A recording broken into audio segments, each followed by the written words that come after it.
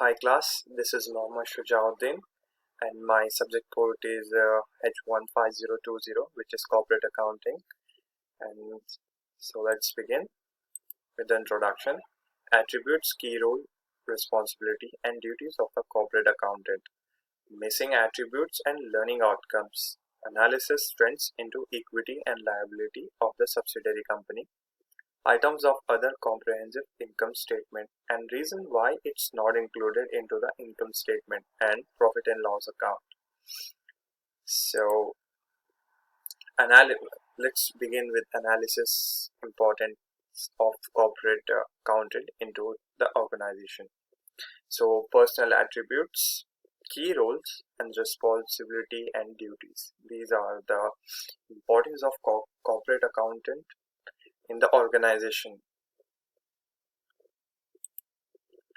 And missing outcomes. So let's begin with the missing personal attributes. So missing personal attributes, related learning outcome from the MPA unit, analysis needed skills, experience and attributes for become a corporate accountant. Trends into equity and liability. Factors included into equity and reasons of changes. Factors included into liability and reasons of changes.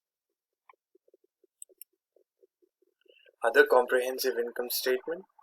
Items included into this statement, why these are not included into the income statement and profit and loss. Effect into shareholders and why should not use for evaluating the performance of the managers. Conclusion, learning outcomes, comparative analysis of the factors. And here are the references. Mildavani, MMM and NPTE, 2013, Soft Skills, Professional Attribute Performance Accountant. And the second one has extracted from Detson T 2016, From Compromise into Concept, a review of other comprehensive income, accountant and business. Park H